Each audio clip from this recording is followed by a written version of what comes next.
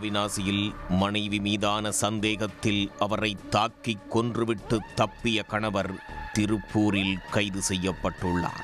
குடிபோதையில் அடிக்கடி தகராறில் ஈடுபட்டு வந்தவர் கொலை வரை சென்றதன் பின்னணி என்ன? திருப்பூர் மாவட்டம் அவிநாசியை அடுத்த ஈட்டிவீரம்பாளையம் கிராமம் ராக்கியாப்பட்டி பகுதியில் வாடகைக்கு குடியிருந்து வருபவர் 38 வயது மணிகண்டன் ஓட்டுநராக வேலை பார்த்து வருகிறார். இவரது மனைவி 30 வயது அஜிதா. இந்த தம்பதிக்கு 8 வயதில் மகளும் 2 வயதில் மகனும் உள்ளனர். மது பழக்கத்திற்கு அடிமையான மணிகண்டன் சந்தேக புத்தியால் மனைவி அஜிதாவுடன் அடிக்கடி சண்டையிட்டு வந்துள்ளார். நேற்று முன்தினம் இரவு அதே பகுதியில் உள்ள அஜிதாவின் பெற்றோர் வீட்டில் மகள் தங்கிவிட்டதால் மணிகண்டன், அஜிதா மற்றும் மகன் என மூவரும் வீட்டில் இருந்துள்ளனர். அப்போது மது போதையில் இருந்த மணிகண்டன் வழக்கம் போல் அஜிதாவுடன் சண்டை போட்டுள்ளார்.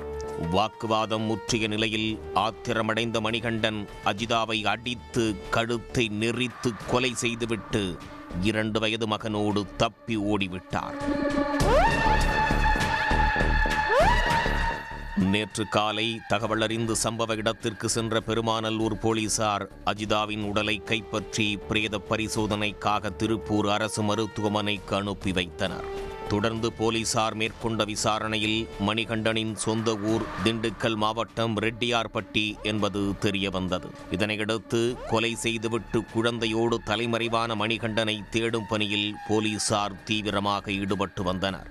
மேலும் சம்பவ இடத்தில் மோப்ப நாய் மற்றும் கைரேகை நிபுணர்கள் வரவழைக்கப்பட்டு சோதனை மேற்கொள்ளப்பட்டது.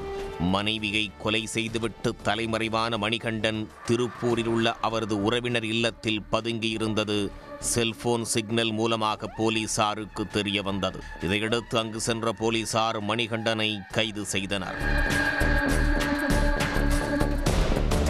குடும்ப தகராறு காரணமாக பெண் கொலை செய்யப்பட்ட சம்பவம் அந்த பகுதியில் பரபரப்பை ஏற்படுத்தியுள்ளது.